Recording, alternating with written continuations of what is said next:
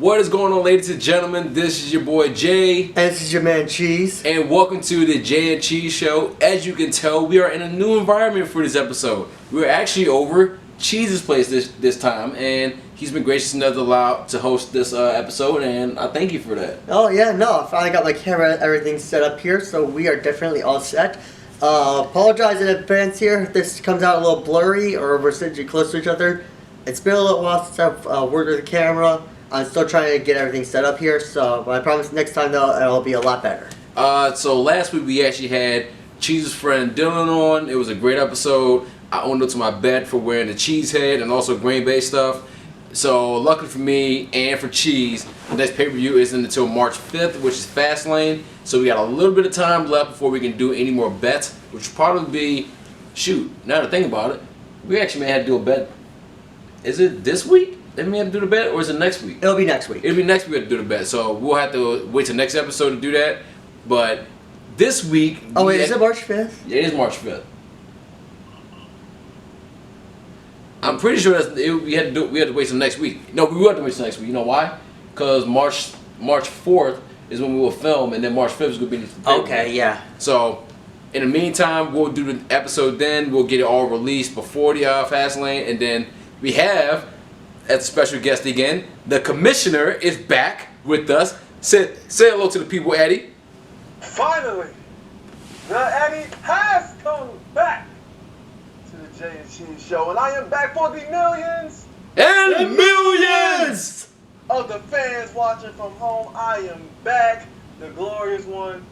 Thanks for having me back, guys. Yeah, it's always good to have you, man. So, this is going to be an interesting one to talk about this week. We got Raw, we got Smackdown, a couple of developments here and there, but I think it's been kind of the standard week of what we expect to see from WWE. Yeah, not much. I mean, not a whole lot of excitement has really taken place here. I mean, we had more build-up between Samoa Joe and Sami Zayn. We got Seth Rollins coming back next week. We got DDP going to the Hall of Fame. Yes, that was officially confirmed. Bang! Yes! Diamond cutter, bitches. Mm-hmm. It's amazing though. He started training and everything when he was like 30 something. Really? He was 35. Yeah, 35. Wow. And so think about that. He was like in the business for a long time, but he didn't really compete or anything until he was 35. And he had a pretty long career. Yeah, and he was legitimate. You can make an argument that he is the true People's Champion. Yeah. Because while The Rock was saying he was the People's Champion, he was a heel. Yeah. DDP was legitimately the People's Champion for WCW. I think the only man in WCW of the big stars to not turn NWO, him and Goldberg. Yeah. Because technically Sting joined Wolfpack NWO. That's still NWO. So yeah. Yeah, DDP's the only one. Sting, Luger, Hogan, Macho Man, all were NWO. Yeah. Big Show. Yeah. Yeah, you're right. Yeah, Goldberg. Okay, I guess WCW Jericho and Guerrero weren't big stars, so yeah. Yeah. Even Booker T was with NWO. That's true. Yeah. And Stevie Ray. Yeah. So yeah, I think it's only Goldberg and Diamond Dallas Page. And it's also interesting is that Diamond Dallas Page is also a really great guy in person. Obviously, if you don't know, he created something called DDP Yoga. Yes. Which is actually not only a solid workout routine that a lot of people use. He actually used that and helped two huge names in the business, stop themselves from self-destruction. And Jake the Snake Roberts, and Scott Hall, who had both drinking problems and addiction problems and stuff. And then he basically took them into what he called the accountability house. And that and now you look at them, they had their lives on track. So, like, if it wasn't for DDP, Jake the Snake and Scott Hall might not even be alive right now. Or at least not Jake the Snake. Kevin Owens, Chris Jericho, AJ Styles, all use DDP Yoga, and they've been putting in some of the best ring work they've had in years. I mean, AJ had that debilitating back injury. DDP Yoga, now look, some people call him the man now. The best wrestler on the show. The best wrestler on the planet. Yep. And Chris Jericho come back in better and better shape. Of course, he's not 1999 Chris Jericho, but he's in fantastic shape. All thanks to DDP Yoga. Exactly. I actually have purchased DDP Yoga. You said you So did? I'm waiting on mine. I purchased mine this week. Really? Mm-hmm. Wow. Shoot, maybe I should get on that. I want to too. Even that comedian Gabriel Iglesias, he's huge on DDP Yoga. But yeah, DDP was always awesome to watch. Except when he had those weird runs in WWE. Hey, wait a minute. I love Stalker DDP? I didn't like Stalker DDP. The thing with him, Undertaker and Sarah, I didn't like that at all. But him, he was Mr. Positive with Christian. They were always doing the smile. Yeah. He came in at WrestleMania 18 for the European Championship.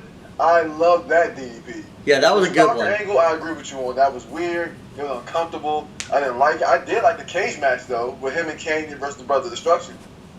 Yeah, that was good. That whole thing was weird. It was weird. I agree with you on that. Yeah.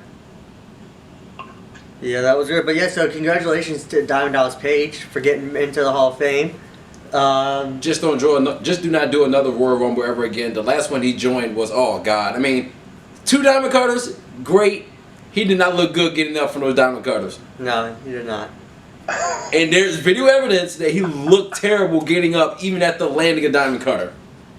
I mean, I know he's old. man. I know he's old, but I mean, even Sting looked better getting up from doing the Stinger Strike. Come on, man. I mean, Splash. No, I don't know. look how long it took Sting to get ready to get back into WWE. We could talk about some bad Sting matches in TNA. Fair enough. How Sting was so out of shape, he was wearing a T-shirt, wrestling as the world champion in TNA. How are you the world champion wearing a T-shirt over your wrestling attire? All right, fair enough. Yeah, that's a good point. But yeah, so it was rumored that DDP was going to get in, and now he's in. So is it safe to assume that that all those rumors as well that Rick Rude is getting in? Is it safe to assume that that's possibly going to happen this year as well? Do you think? I mean, I feel like it's long overdue. Rick Rude should have been in the Hall of Fame. I don't even know what's taking it so long. Like I dislike the Hall of Fame sometimes when I look back, and you gotta wait till somebody is good and gone, or someone, or 10 years, 15 years overdue. Like look at the Macho Man. They didn't put the Macho Man in until he died. Yeah. King Kong Bundy still isn't in. Like we're just putting the Ultimate Warrior in. He should have been in. Like these are things when you look back and go, man. Well, the Ultimate Warrior was was kind of justified though in not being in the stuff that he did outside of the business. I mean, but it depends on what you're basing your Hall of Fame on. Are we basing your Hall of Fame on your wrestling career, or the fact that you and Vince McMahon aren't getting along? Like, I mean, that's kind of what the legitimacy of it. It's just like the whole not to venture off into another sport. It's like the whole TO. I knew you were going to say. I knew you were going to go there. It's a ridiculous concept. That's exactly what I was going to say too. This is not the good person Hall of Fame. This is not the be a nice guy Hall of Fame. This is the pro wrestling Hall of Fame. And Ultimate Warrior is a Hall of Fame. He was a Hall of Fame pro wrestler. Rick Rude is a Hall of Fame pro wrestler. He's a former world champion. He was part of the original incarnation of DX. He's the only person to be on Monday Night Raw and WCW Nitro at the same time. He's part of DX and NWO in his original conception. How many people can do that? Him and X-Pac. That's it. Yeah, he one of the great Intercontinental champions of all time. His character is basically what Bobby Roode is today. Almost. Well, no, for the most part. So, why? It's too long. It's too long. He needs to be in the Hall of Fame. I don't care about blacklist. Just like Demolition. I don't care about no blacklist. I don't care if y'all don't get along. If you want to be legitimate, be legitimate. Put the guys in. He needs to be in. I'm gonna say, you know how many politics go into any type of Hall of Fame. That's true. We brought up like say you said we went on a tangent of TO in the NFL Hall of Fame. Everyone wants to bring out the off the field stuff. We're not gonna celebrate the on the field achievements, like the second best wide receiver behind Jerry Rice in terms of statistics. And but that should be all it's about, though. I know what I'm saying they're not going. I'm saying I agree with you on that. They're not going to go to just let's look at the actual facts. They're going to look at let's look at the facts, but then let's just look at how subjective in terms of I would say, the feeling of the locker room, or let's say what you bring in terms of like the emotional aspect to a team or something like that. It should not play a factor. I agree with you on the point where if you had accomplishments in the ring or on the football field, that should stand as merit in terms of you getting into any Hall of Fame compared to you being looked at as an overall person. If you look at me as an overall person, dang, there's a lot of people that should be in the Hall of Fame at that point. That's true. Like, that's why I said it's not the Hall of nice guys. It's not the Hall of good people. It's just the Hall of Fame. Right. So even like here's one point I want to make too, because you just brought up Rick Rude. It's a daggone shame that I'm going to bring up this name too. They haven't put her in the Hall of Fame yet. They're waiting to put China in the Hall of Fame, and we know exactly what she's done for the business. Mm-hmm. Yep. And it's the same thing. Regardless of whether or not she ventured off into the porn career, which we know is very it's out there, which still isn't a good reason for her to be blacklisted. Right. It's not a reason why. I don't care if they had a whole thing between her and Triple H, her and like the whole beef with them and Vince McMahon and WWE. It does not matter. Her confidence speaks for herself. She was the original Glamazon. She actually won the Intercontinental Championship. She's a very dominant female athlete. In the Royal Rumble, she's a very dominant female athlete in WWE. She pioneered a lot of these women today, and she's still not in. That's a problem. Yeah, she if we had to do a Mount Rushmore, which one of these days we definitely have to do, just Mount Rushmore in general. If we had a female pro wrestling Mount Rushmore, she would be on mine. I mean, who you want to talk about breaking boundaries, breaking barriers? A woman revolution. I mean, they all started with China. But China was the one doing the Playboys, but also getting in the ring with Hardcore Holly, getting punched in the face. Like you said, Intercontinental Champion. Like you said, Royal Rumble appearance. She was wrestling with the women and the men. And actually being one of the world. And now on top of that, actually being and keeping up with them too. Yeah. And better. Yeah. So I mean, it's a sad day when we gotta sit here and look at guys and be like, man, they still ain't in. It's just, and if you want legitimacy, I mean, of course, the WWE's legitimate because they're the only game in town, so you don't have a choice but to be legitimate. But if you want to keep your legitimacy intact, you gotta keep it. It can't be personal. Like it gotta be just based on what you did for the business. And I mean, if you think of women from the 1990s to 2002, let's go 2004. You think of Trish, Lita, China, and that's it. That's it. And maybe if you're really intact with women wrestling, then you go like Alundra Blaze, Medusa, who was the fabulous Moolah, who dropped the belt in the trash can in WCW on Nitro. Like if you want to go that far, then you can. But outside of that, it's like who else is there? Can I throw Jacqueline up in there? Yeah, I mean you could, but then you got to compare. And I've actually had a conversation with my homeboys about this. It's ironic you brought Jacqueline up. You got to compare moments. Like Jacqueline was a women's champion, but Jacqueline had no moments, pro wrestling moment that you would instantly go, bam. I remember Jacqueline. Like remember that one Jacqueline match? Like you don't do that. The most thing I remember about Jacqueline, that might be a sad thing, is that she was with the APA and she was beating up people in the back when they were playing. They used to play spades. Right. In the APA protection agency. Was she with Right to Censor? No, I think that was Ivory or Yeah, something. that was Ivory. That's what it was. And so Jacqueline don't have the moments China has. Even if you don't want to take, remember that China match? You remember the China Royal Rumble? Or you remember when The Rock was about to do the people's elbow on Triple H and China low blowed him? Or China low blowed Mick Foley. I mean, you have all these moments where you go, okay, or when Triple H and Shawn Michaels pulled their pants down and China was the one blocking them. Like, all these moments that she was a part of, you can't ignore it. Like, DX was a major factor for Triple H, Shawn Michaels, and China. Yeah. Like the original DX. The 4 people who started DX. Triple H, China, Shawn Michaels, and Rick Rude. How would everybody else, or for the most part, everybody they acknowledge, but they don't put Rick Rude in the Hall of Fame and don't acknowledge China. They don't acknowledge China. X-Pac had the same bumpy road.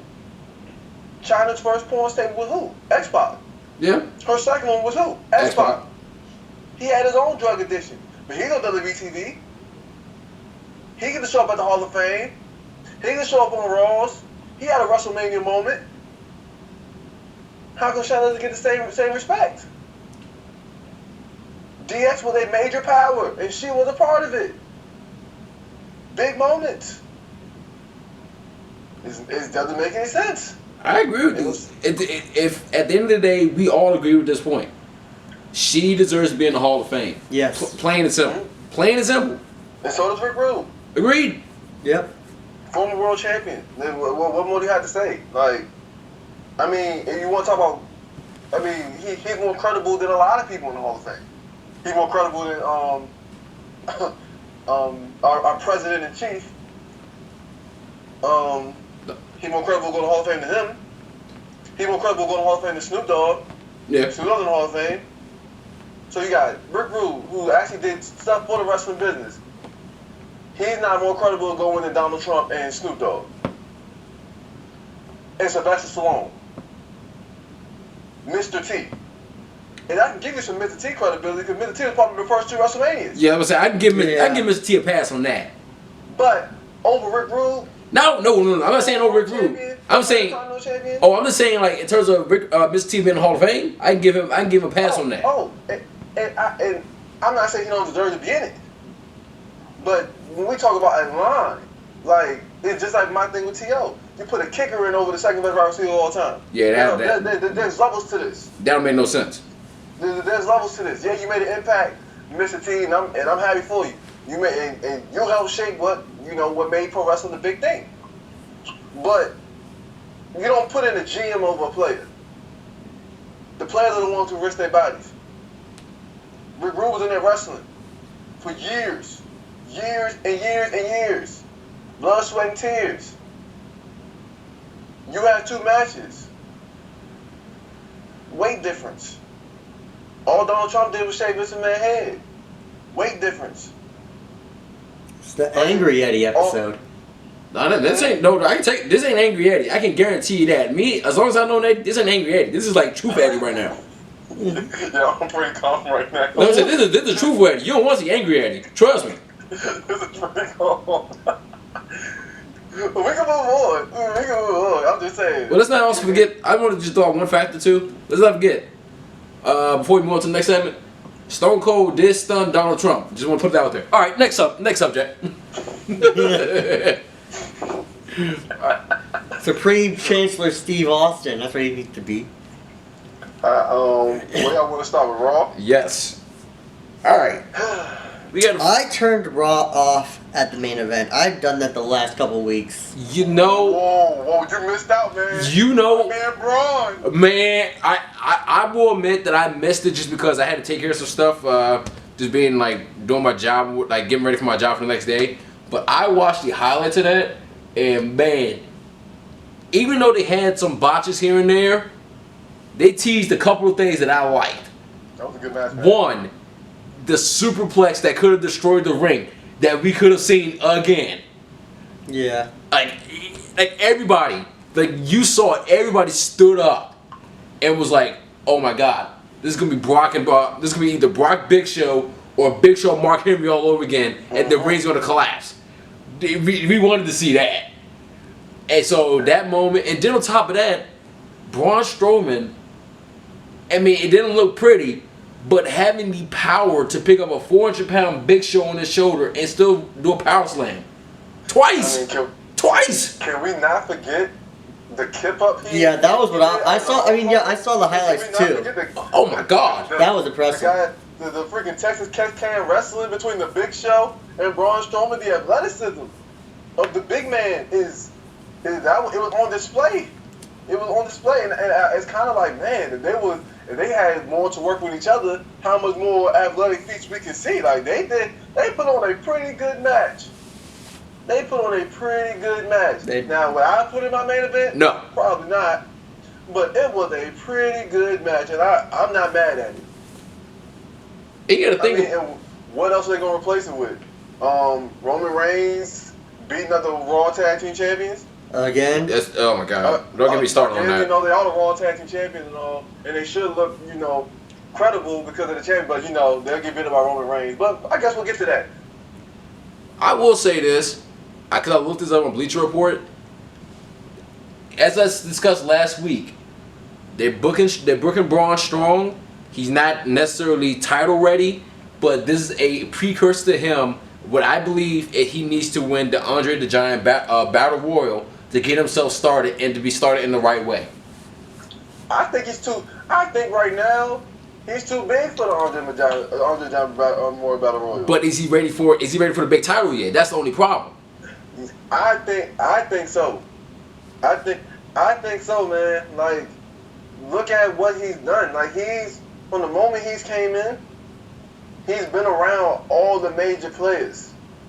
Like, to go into the Andre the Giant Royal Battle Royal, be kind of a step back for him. Like, it's not the same as what he did for Baron Corbin. Because Baron Corbin came in from NXT. So he needed that thing to say, hey, no one is Baron Corbin.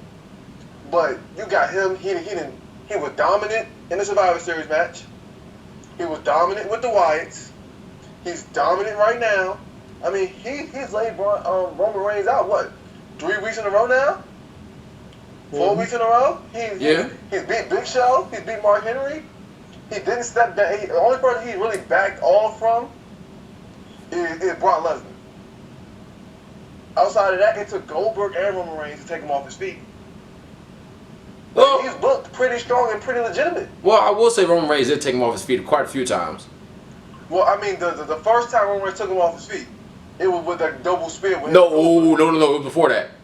It was before that. He actually did take Braun out twice with a spear by himself. Oh, well, I stand corrected. Yeah, because I remember seeing that before we had the teaser of Roman Reigns and Goldberg before that. He had taken him out twice with a spear. Oh. Even, you got to think about it too, because he took him out. Roman Reigns took him out with a spear at the top of the stage. Oh, true. Yeah, you're right. So that was before Goldberg and Roman Reigns. Exactly right. Because that was when Kevin Owens powerbombed through the table, right? Exactly.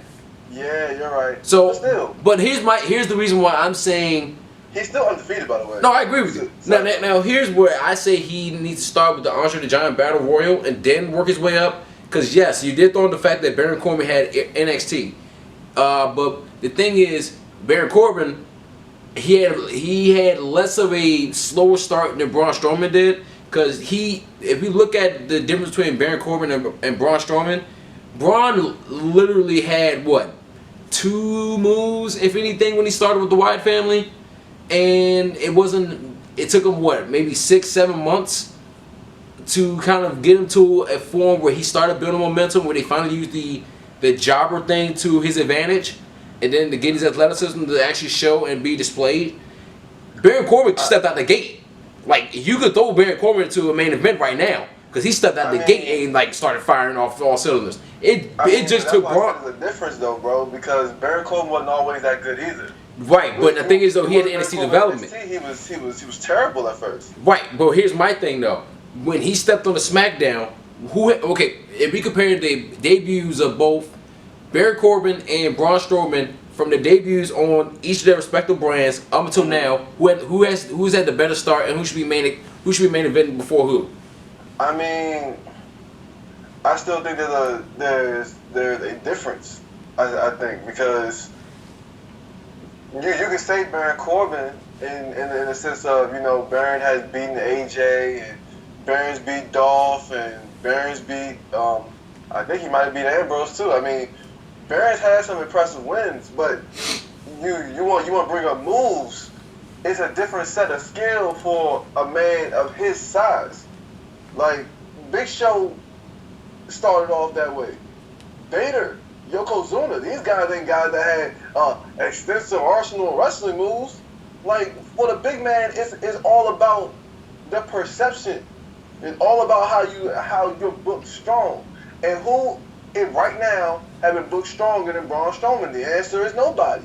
Roman Reigns has. Into the main event scene, Don't get him started, please. Unfortunately, Roman Reigns has. Well, yeah. At the expense of other people, though. But that's my point. If those two are comparable to be the only two guys that have been booked the strongest on Monday Night Raw, it wouldn't be out of the realm of expectation that Braun Strowman comes in and wins the title. It would just be, Braun's still dominating because that's the character they built for him. Who can stop Braun? Nobody. Nobody's pinned him. Like, he hasn't lost. He's literally a monster. And the guy you say, Roman Reigns, booked stronger, he left laid out 3 or 4 weeks in a row. Check him out. For some reason, even with that, I feel like that's going to be the typical like WWE that's their flaw where they book someone strong and then somehow they just make them look absolutely weak when it comes to the big moment. I know that they're probably not going to do that with Braun. I don't feel they're going to do that. That's not Braun's fault. No, I get that. I'm saying I don't feel they're going to do that with Braun because I think Braun is like now they've realized like this is something very special that they finally built. But I think there's a history and there's a trend with WWE that has said, okay, we're going to keep booking someone strong and we're going to stop the momentum right then and there. Yep. I mean, it's kind of like the Amaga great Lord Tensai type of thing. But, I mean, you still have the great Khali. He was terrible in the ring, and he's a former world champion. Yeah, bro. Like, the Big Show wasn't always good. He wasn't ready, to me, he wasn't ready to win the WCW title. He wasn't ready when he won the WWF title. But he still won it, and it was still believable, and it was still legitimate because of his size alone. And so Braun, I think, is farther ahead than the Big Show was in this same time period. So with that being the case, if the Big Show was ready then, why can't Braun be ready now? That's a fair point. I guess for me, the way I'm looking at it is, in terms of the star power and I'm also using WWE as a template because for what they do in terms of marketing and things like that, and whoever represents their brand, I think it'd be wise for them, for me as a business person, to start him off with the Andre Giant Battle Royal. Kind of get him like even more momentum than he has, and then honestly carve out the path where he destroys every single person even more, such as a Kevin Owens, such as Cesaro, such as a Sheamus, on to the way towards the Universal Championship. Heck, you can even have once even Finn Balor comes back, he can go if they really want to, he can run through him. Yeah, I mean, and I think I'm not mad at you at your logic in doing it. I'm just saying that as of right now, I don't feel like it's completely, necessary. I mean, it'll help, but just seeing Braun in the match, you know he's gonna win. Right. I mean, I'd rather just help him be even more legitimate with the fans too. That's the one thing too. I mean, in terms of star power, I mean, you don't really need it because you got your stars. You got Roman, you got Seth, and that's really and. Apparently Goldberg's going to be around longer. So I mean, those are the guys you get to sell the tickets in. You can raise Braun. You can raise Braun's star power with the belt as being the big bad monster that runs over everybody, like that Vader WCW World Heavyweight title run where he just ran through any and everybody that you had. Yokozuna just ran through any and everybody that you had. But they weren't the guy you put on the poster unless you want to scare the kids. Like when Big Show was champion, you had Rock, you had Austin. You had Undertaker. You had Shawn Michaels. You had Triple H. Chris Jericho. You had guys that, can sell you to still come. And the same thing right now. You got Roman. You got Seth. You got Chris Jericho still. You got Kevin Owens. You got Goldberg around. Just being Triple H being around. You can still have him as champ and him not be the biggest star. Because a lot of the times the champ isn't the biggest star. Like how many champions have we had that have been a bigger star than John Cena? All of them. All of them since he became the biggest star. So it doesn't really hurt him when it comes to him not being a bigger star. And you can build credibility with the fans by winning. Alright, so now I'm gonna kinda like transition over to SmackDown. One of the things that that hit home with me because we both got to see this live in terms of the similarities to this was Naomi having to relinquish her championship. I'm not gonna lie, that kind of hurt. Yeah, that was not fair. I'm like, come on, man, don't do this to. And like Daniel Bryan of all people to take the belt away from her. I get why they had to do it because they do the whole you got to defend your championship within 30 days. But out of all people that had to take it from him, Daniel Bryan. They pick and choose that. They pick and choose. Yeah, they are. They do not stick to that rule. I mean, Dean Ambrose. Yep. Miz, when he was Intercontinental Champion. Brock Lesnar. But they say to her, Brock Lesnar, they say her injury's pretty legitimate though, and so they don't know when she's gonna be back. Yeah, and so they legitimately need to take the belt from her. I think if it was something that she could have worked through, I think they would have let her rock. But I think because the injury is legitimate, you can't have someone who's hurt be your champion. You gotta have someone going into WrestleMania as your champion. That's fair. I can get wrong. I can get behind that, but I'd rather not been Daniel Bryan take the belt away from her. I get the reason why they did it. It's so sentimental. It's because it's literally the same thing that happened to Daniel Bryan on Raw. A year or two prior? Mm-hmm. And I'm like, you're tugging on a lot of heartstrings right now when you do that. Yep. I'd rather have been Shane that take the belt away from her versus Daniel Bryan. It hit you in the fail spot? Yeah. Because I mean, don't get me wrong. Naomi is a fantastic women athlete for the women's division on SmackDown. She's actually probably the best one on there. Yeah. I would like to make the argument that the SmackDown women's roster is now better than the Raw women's roster. Agreed. I can make that argument. Agreed. No, I say that. I just don't like when that whole thing was when that whole thing was happening. I literally was having flashbacks of watching Daniel Bryan talk about having like not being cleared and having the concussions. And watching that live, that was the only thing I was thinking about that entire time. I'm like, you can't do that to people. Like, let it be someone like a McMahon that people can kind of be like, okay, we hate the decision, but I mean, we get it. It's from an authority figure. I know Daniel Bryan's an authority figure, but we know exactly what he's went through. Like, I'd rather been like a Shane McMahon versus like Daniel Bryan. Well, I don't think Shane was there, and I mean. Did it also hit you in the field spot when Finn had to give it back to Mick Foley? Like, that also hit me in the field spot, and Mick ain't never had to release his title via injury.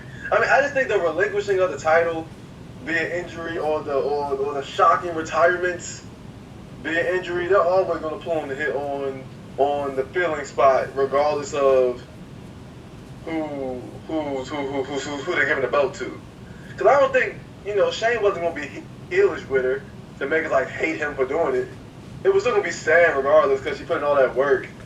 And to finally get her moment. I mean, she was a funkadactyl. Yeah.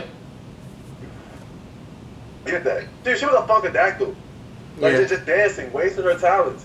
And to finally get her talents on display after coming back from injury, being on SmackDown. From being a second fiddle, third, fourth fiddle in the Team Bamber, Team Bella versus Team PCB thing. To finally put your talent on display and to get that shot, you was gonna feel bad regardless, man. I know. I agree. Like I said, I do feel bad for her because, like you said, she worked all this time to get back from basically dancing with Brodus Clay. Oh God, and now being legit in terms of her skill in the ring and actually being able to hold on to the mic. Yeah, she's gotten better. Yeah, she's gotten a lot better, and I guess for me, brutal at first. I knew it was, like you said, it tugs on the heartstring because obviously she did all this work and she has relinquished the title. But then WWE found a way to double the effect by also bringing somebody. On there. Exactly. Yeah. That's what I'm saying. You don't do that, man. Yeah, that's true. I'm like, I mean, it's already bad enough. Don't make it worse when somebody who is still trying to come back and had to relinquish the title because of that. But and give him a career, might I add. We did get some positive out of it. We have returned to the Bliss era. Yeah. I mean, I didn't think Alexa Bliss should have lost the belt. How for Naomi winning it. I'd rather have Naomi winning in her hometown at WrestleMania. But that might be in jeopardy now. I think it is in jeopardy now. But Alexa Bliss was going strong, man. She was going strong. She puts on. I mean, she might be the best talker on the SmackDown brand. And so for the women, because I mean Becky Lynch is everywhere and nowhere at the same time. Yep. Carmella is a whole different discussion. Please don't. Natty has upgraded, but she's still the mic never been her strongest work. And Nikki Bella is not. I don't like her mic skills when she's a good guy. She has great mic skills when she's a heel. Yeah. Like when she's Mean Girls, like that's when she's going on the microphone. The same thing with Sasha Banks. Sasha Banks is going on the microphone when she's a bad guy. She's not going on the microphone when she's a good guy. And so she's been improving in the ring. As Alexa Bliss. So I actually like the fact that she gets title reign number 2 in this. I mean, I don't know where do you guys see that going with Alexa Bliss though, heading to WrestleMania? Because it won't be with Nikki, because Nikki is going to be Nikki and John. It's going to be, I think, Mickey James, honestly. Well, if that card has any kind of grounded in reality that we mentioned earlier, then yeah, it'd be Mickey, Becky, and Alexa. I mean, Becky has to be it has to be Becky though, right? Yeah. It has to be because Becky has to be. Until Asuka gets caught up. Oh, but we don't know, man. Asuka might not even go to. I'll put Asuka on Raw. I wouldn't. No. Listen. Go ahead. SmackDown has the wrestlers already.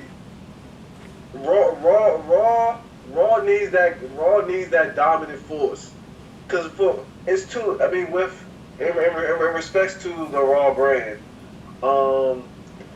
we played out all the scenarios.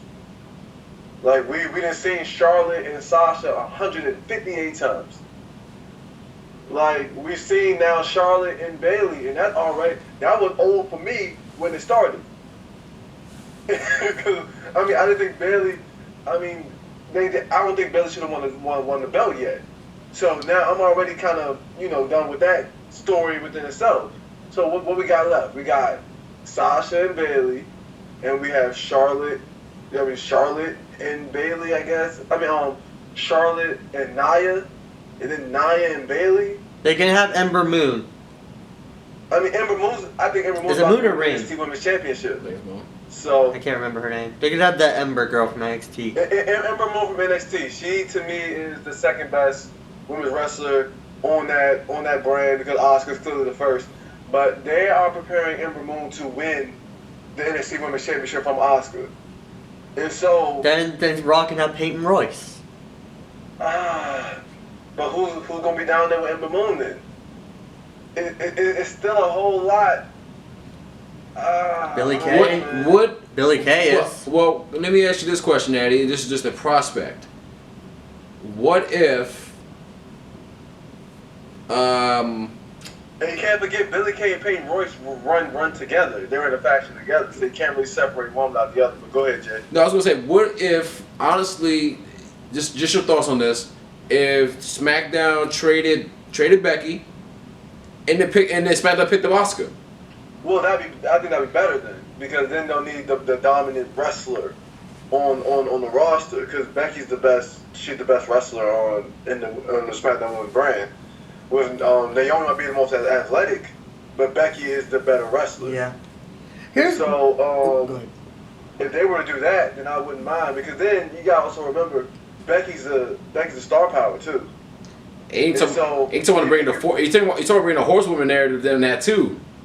Yeah, so, but that would change my whole view on it, because then we'll have fresh new stuff to do, because you have Sasha and Becky on the main roster, which we haven't seen before. Yeah. Becky and Bayley on the Raw roster we haven't seen before.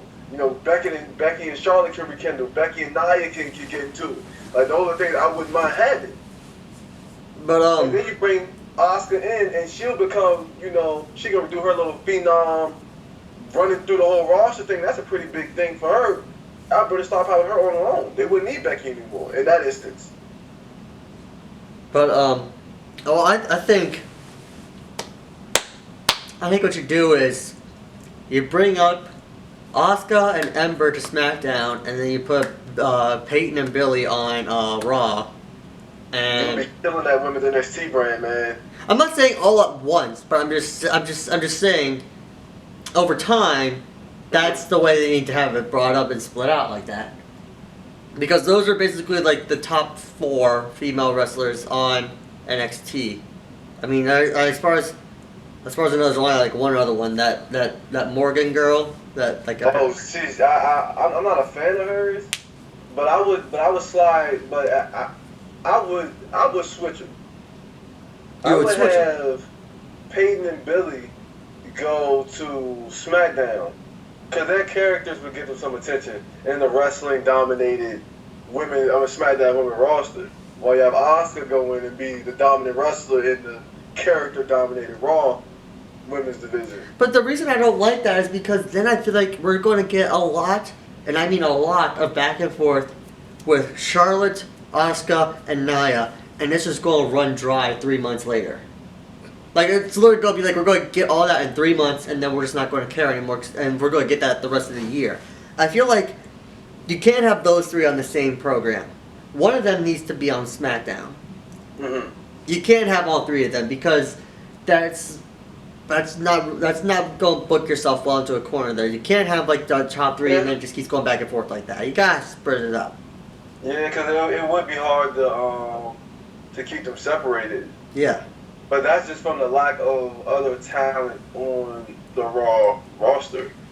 Because, I mean, Charlotte is such a phenom that she needs the attention. But who are you going to put her with? Sasha again? Like, Bailey again? Like, her and Nia would be cool to see them 2 go at it while you had a Asuka and Sasha Banks feud. And then you have, but then what? Like, Asuka can go to Bailey, but then what's Charlotte going to do? So we're going to have to see, like you said, the Charlotte and Asuka thing and where that's going to go, the undefeated streak against the undefeated Empress. That'd be cool, but you're right, it would run dry after that. Bring back Paige. Oh, she's on the Raw roster. I forgot she's on the Raw roster. Mm-hmm. Bring back Paige. Oh, let's see. Maybe it's now that the whole Emelina thing ran its course and it's now over, right? Oh, and Emma's also a good wrestler. Yeah. Develop Emma a little bit more than have her on there. And, I mean, Dana Brooke is on there too. No. We don't need to listen. We don't need to ruin it with Dana Brooke. You know, we're gonna have a good thing going without Dana Brooke. They were on the roster, and Dana Brooke is a part of the Raw roster. They need to put Dana Brooke and Emma together, like they were in NXT.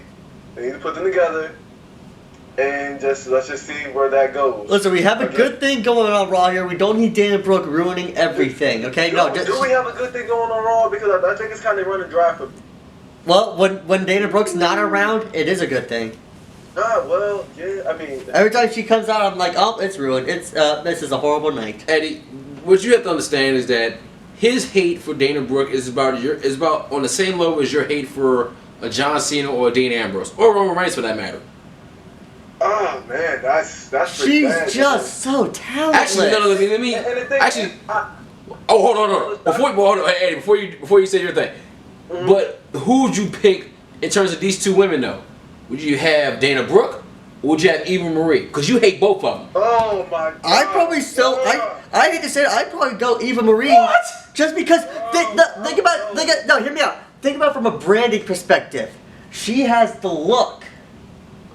She's terrible. She's terrible, but she has the look. You don't need to have her in the ring a lot. You just use her for promotions. She hasn't been in the ring at all. Exactly. So just use her for. She freaking blows, man. You use her for promotions. Dana Brooke can't talk. Even Marie's at least she's got the look. Dana Brooke can't. Dana Brooke's got nothing. So you can use her for promotions. You can use her to go out to these events and say like, "Hey, will you go ahead and watch this? Hey, here I'm here with this. We got this. We got this." You see her on TV. You're going to listen. You got Dana Brooke on there. You're not going to care. Every woman in that locker room hates Eva Marie. They may not like Dana Brooke, but they all hate Eva Marie. And Dana Brooke at least has some athleticism to the point where you got to think that one day she'll put it all together in the ring. I mean, she has the athleticism to do it. I mean, Eva Marie she just blows, man. She just blows. I mean, it's bad. It's bad, man. Like, I'm not saying I'm not saying Dana Brooke needs to be like on the level. She's gonna be like portrayed as like a Charlotte or anybody. Don't get me wrong. That's what they're trying to do. No, they're not. Even Marie's a star though. We can't not act like she's a star. Like I'm not saying that. But to have that much heat, bro, to be so hated, you can channel that energy into some money. That's what I'm saying, and that's what I'm going with. You can use that. People will pay to watch her get her butt kicked. Yeah, you can use that. No one's going to pay to see Dana Brooke do anything. Man. But people will pay money to watch Eva Marie lose week after week after week after week after week. You can seriously use that. She needs to be on the dang on show before we even can see that. We haven't seen, but I know we haven't seen her because of the whole suspension thing. But even when she starts on there, man, I'd rather see her wrestle 2 minutes, get her butt handed to her, versus like, oh, I can't wrestle because I had this malfunction, or I'm injured or fainted. I'm so sick of that, man. We had that for 3, 4, 5 weeks, and we didn't get anything going with that. At least with Dana Brooke, she at least wrestled against Bayley. She wrestled against Sasha. She actually had matches. Man. But they weren't good. I don't care if they weren't horrible. good. At least she actually did something in the ring. This whole teasing thing that they did for weeks on end got on my everlasting nerves. You can see how passionate I am about this.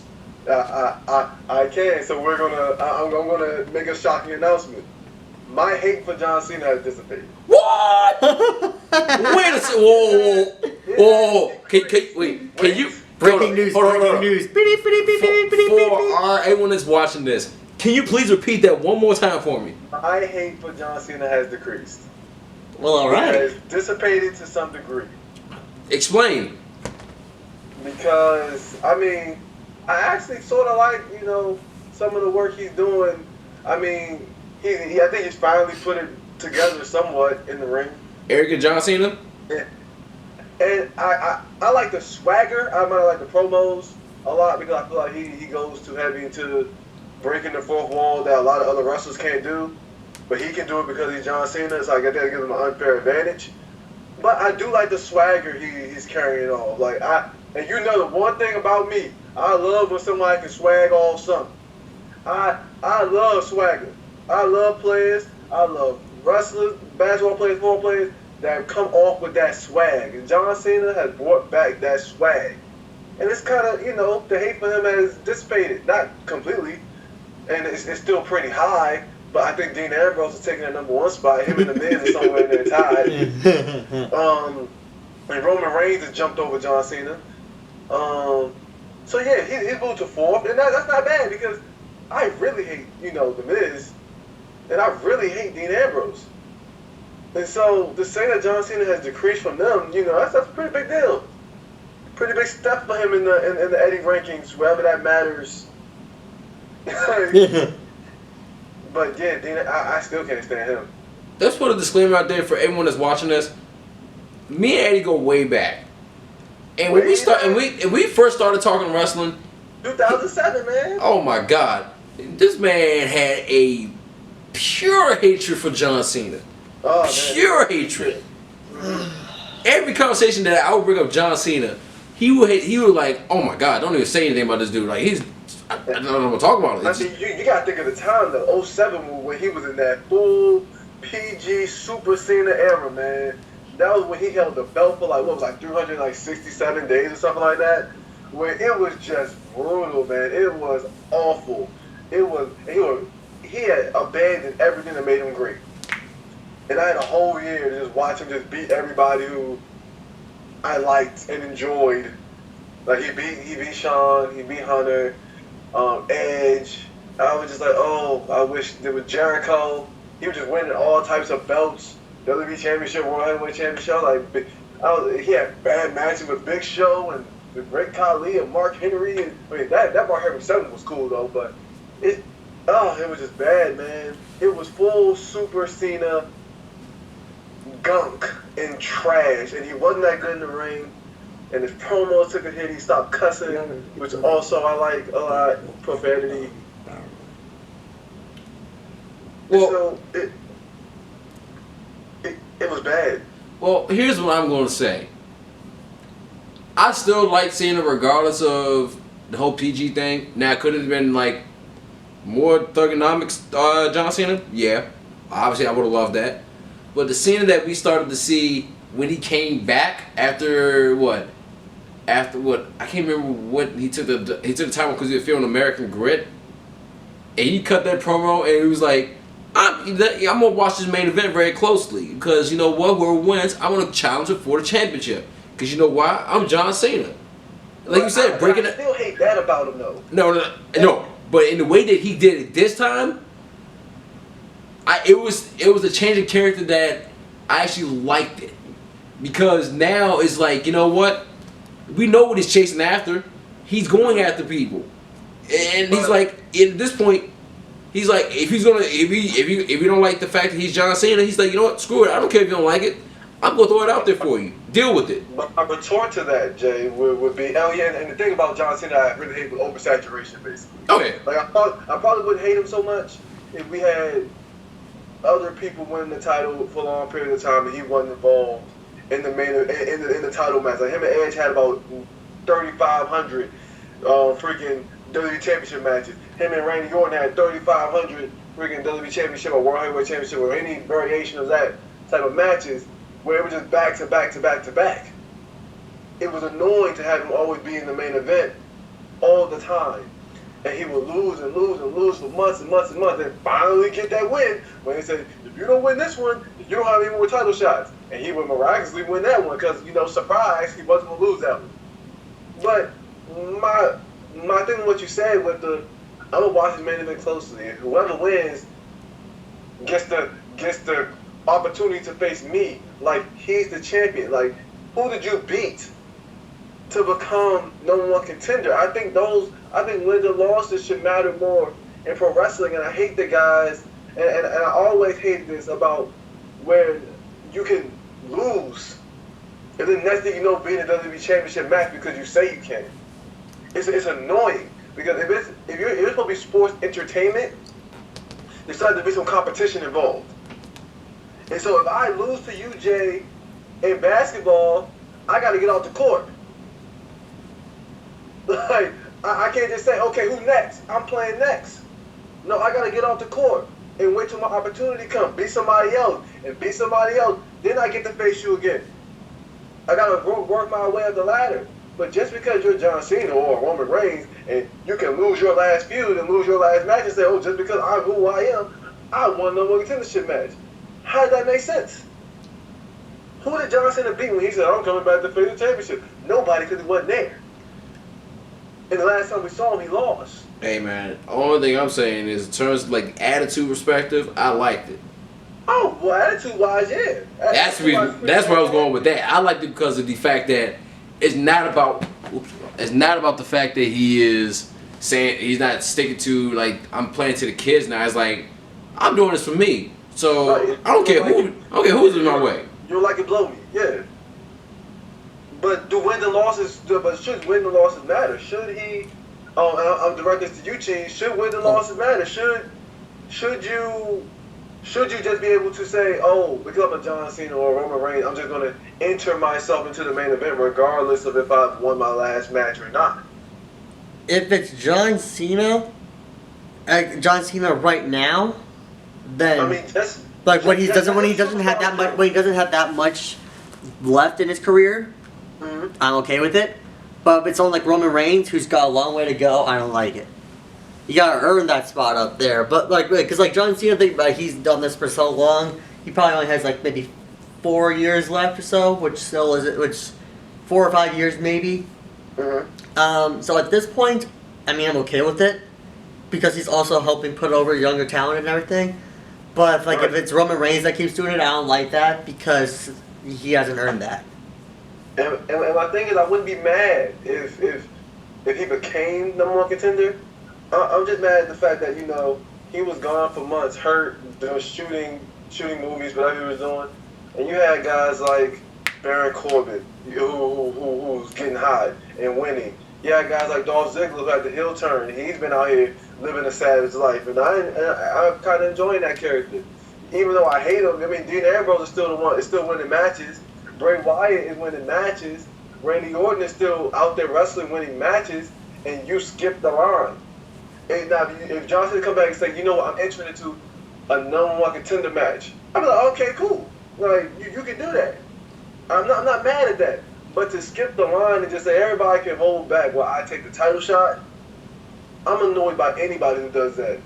And you can oppose me anybody you want, even Brock Lesnar. Before Brock Lesnar won the belt, he fought John Cena, he fought Triple H, he beat The Undertaker. That's a resume to be number 1 contender before you go after a belt. You know what I mean? He didn't just come in and say, hey, I'm Brock freaking Lesnar. I'm taking this title shot. Which he could have, and it would have been legit. But he worked his way through. And now look, he's going to be, when he won the belt, it was a legitimate rise to that. I feel like a lot of the time in wrestling now, when it comes to the big stars, they just insert themselves into the title picture. And it's like, oh, that's why we get so tired of it. That's why we see a John Cena and Randy Orton in 4 different type of ways. Where John is champion, Randy is champion, John is champion, Randy is champion. Because they just go, oh, hey, I want my title. I want to fight for the title now. Even though I just lost to that guy. Shouldn't the guy that beat him be in the title match? Good point. Can I throw out one quick thing before we move to the last topic? Mm-hmm.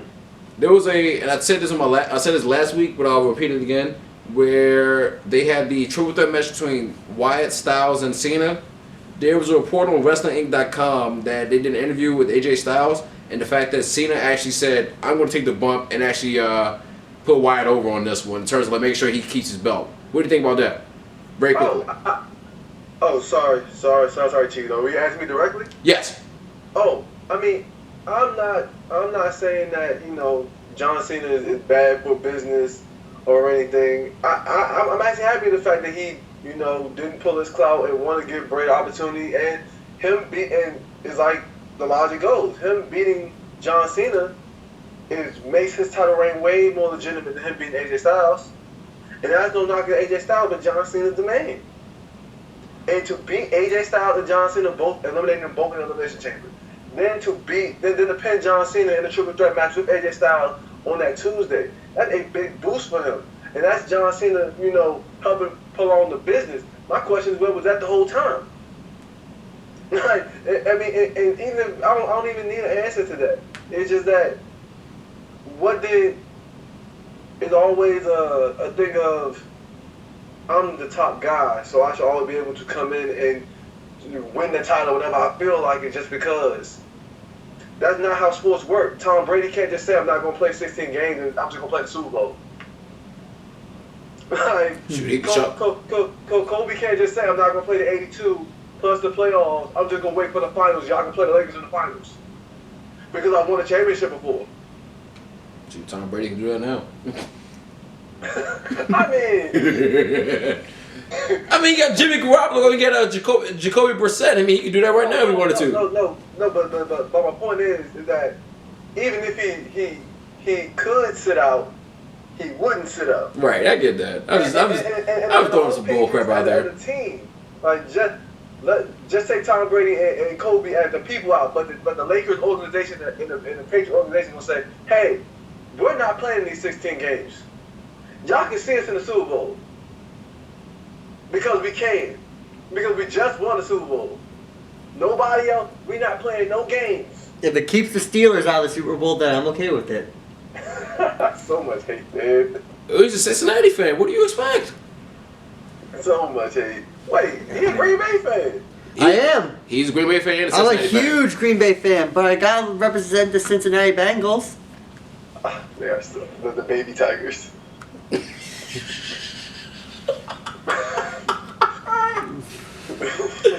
The disrespect. The disrespect. Alright, we got. Come on, man. Y'all want to talk about the Battle Royal, man? Yeah, hold on. Hang on. Hold on. We got to get the last part going. Give me a second. Alright, and then real quick here, we're going to wrap this up here. There was that Battle Royal on Smackdown. Ended with clearly Styles' feet hit the floor first, so Harper should have won and should be the number 1 contender. But it looks like instead we're just going to get a number 1 contenders match between them this Tuesday, I'm guessing. Actually, no, I'm guessing. I saw it. Well, yeah, most likely we will. I mean, I don't know how that was going to turn out. I honestly don't know. Like, it's kind of hard for me to say that Obviously, Styles should be back in the championship picture. I mean, I wanted to because Styles is absolutely great. But the storyline that's building between Luke Harper and to continue his path to make sure he's really away from Wyatt is something that I really want to see keep going and make it to fruition. Now, if they want to really branch away from Luke Harper, like being attached to the Wyatt family, at some point, they need to shave him down or something like that to kind of make him unique? I don't know. It's gonna be very interesting. That's just me. I don't know. I mean, this is Luke Harper's character. Even when he was Brody Lee in the Indies before he came to WWE, he was always that dirty, dusty, bearded man. And so that's how he's always going to be. There won't be no changing of in appearance. But I do believe that as much as we want AJ involved, it will probably be the Wyatt family triple threat. Because, I mean, listen, Randy Orton won the Royal Rumble. And there's no way in the world they're not going to have the Royal Rumble winner involved in the WrestleMania match, especially when that person is Randy Orton. And so you need an excuse to get Randy Orton back in the match because, of course, he's loyal to Bray Wyatt. So what better way than to put Randy back in the match to be, well, I'll wrestle to defend the honor of Bray Wyatt. I'll wrestle in this match to make sure that Bray leaves as champion. And so you have the Wyatt family triple threat with, Bray not really trusting Randy, so why he wants to hop back in the match all of a sudden. Luke Harper getting mad at Randy for taking his family away. He's trying to open up Bray's eyes, and Bray just wants to remain a champion in all of this. And so I think it's going with that, even though I wish it would be AJ Styles versus Bray Wyatt for the WWE Championship, because that would be awesome. Bray Wyatt! I said this last week. I'll say it again. I don't trust Randy Orton as far as I can throw him. You shouldn't. I mean, for me, even though he said that I'm not going to fight you at WrestleMania, and to your point, I'm piggybacking off of this.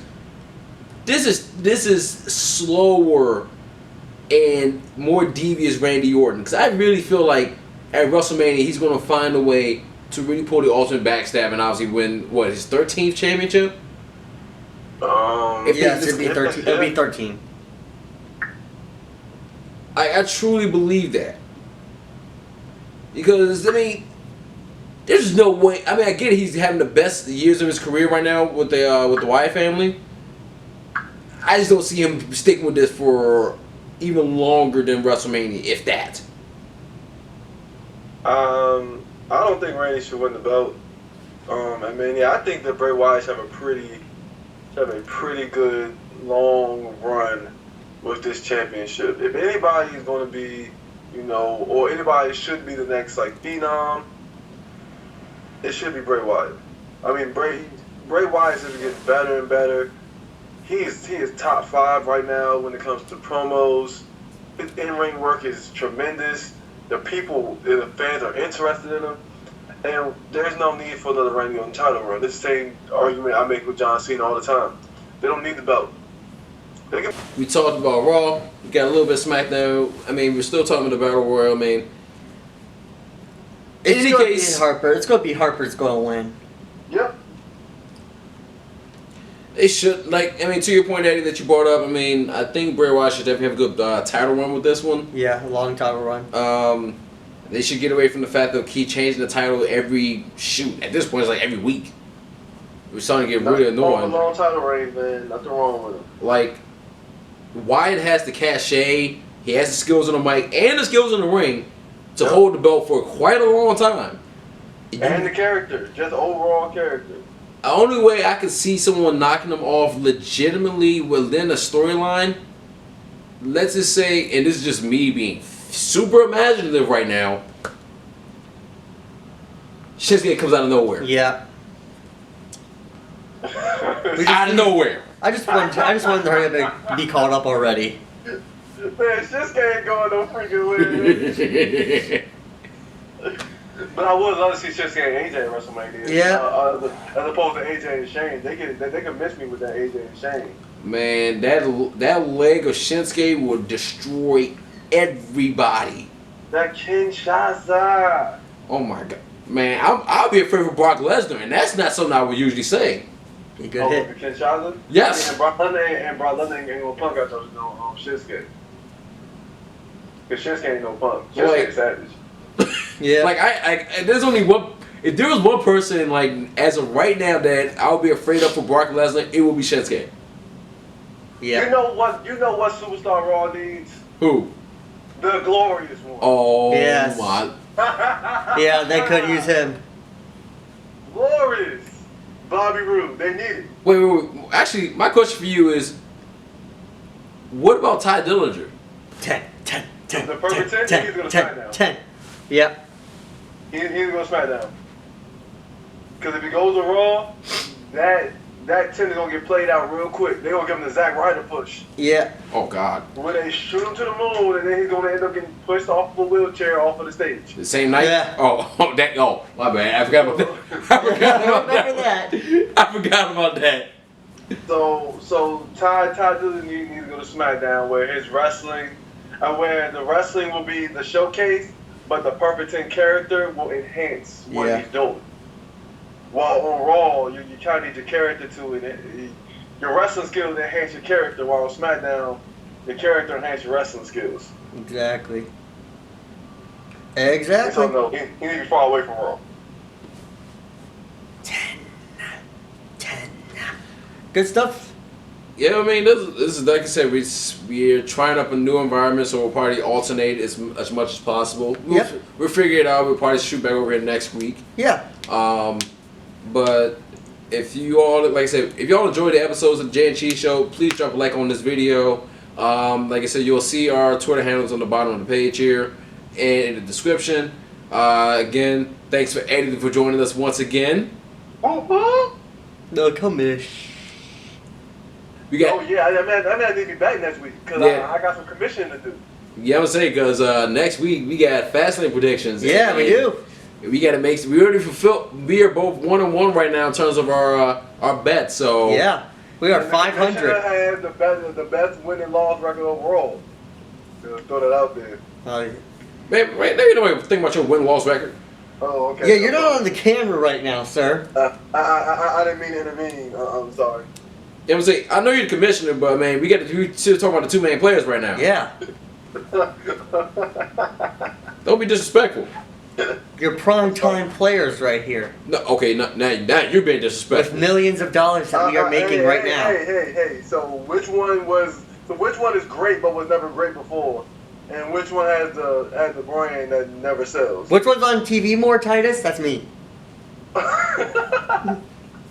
So Jay, he said that you want to be great again, but you were never great in the first place. Well, Eddie's your Bob Backlund. Wow. Bob Backlund, man. Well, I'm a former champion. You know what? Yeah, I'll be Bob Backlund. Yeah. I feel so much disrespect right now. Let's just go end this show. Hey, listen, I'm a Hall of Famer, man. Yeah. I'm a former champion. Oh my God. With that crossface chicken wang.